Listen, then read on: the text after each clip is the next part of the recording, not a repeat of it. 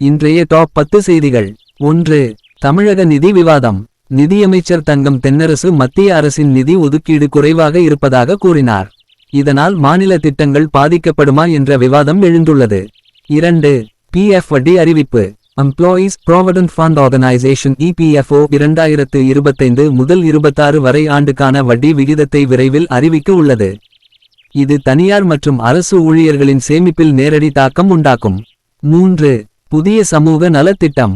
முதல்வர் M.K. ஸ்டாலின் புதிய நலத்திட்டத்தை தொடங்கியுள்ளார். இது பெண்கள் மற்றும் மாணவர்களுக்கு பயனளிக்கும் என கூறப்படுகிறது. 4. இந்தியா ஆஸ்திரேலியா கிரிக்கெட் போட்டி. இந்தியா நேஷனல் கிரிக்கெட் டீம் மற்றும் ஆஸ்திரேலியா நேஷனல் கிரிக்கெட் டீம் அணிகள் மோதும் போட்டி ரசிகர்களிடையே பெரும் எதிர்பார்ப்பை ஏற்படுத்தியுள்ளது. 5. தங்கம் விலை உயர்வு. சர்வதேச சந்தை மாற்றத்தால் தங்கம் விலை மீண்டும் உயர்ந்துள்ளது. முதலீட்டாளர்கள் கவனமாக இருக்க அறிவுரை வழங்கப்பட்டுள்ளது. 6. சென்னை போக்குவரத்து மாற்றம். சென்னை நகரில் புதிய போக்குவரத்து விதிகள் அமல்படுத்தப்பட்டுள்ளன. இது நெரிசலை குறைக்க உதவும் என எதிர்பார்க்கப்படுகிறது. 7. பொது தேர்வு அட்டவணை வெளியீடு. பள்ளி மாணவர்களுக்கான தேர்வு தேதிகள் வெளியிடப்பட்டுள்ளன. மாணவர்கள் தயாரிப்பை தீவிரப்படுத்தி வருகின்றனர். 8. Tamil cinema update.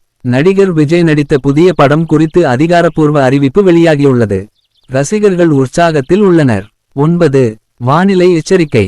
தமிழக கடலோர பகுதிகளில் மழை மற்றும் பலத்த காற்று வீச வாய்ப்பு இருப்பதாக வானிலை மையம் தெரிவித்துள்ளது. 10. ஆன்லைன் மோசடி எச்சரிக்கை. புதிய வகை ஆன்லைன் மோசடிகள் அதிகரித்துள்ளதால் பொதுமக்கள் OTP மற்றும் வங்கி தகவல்களை பகிர வேண்டாம் என்று போலீசார் எச்சரிக்கை விடுத்துள்ளனர்.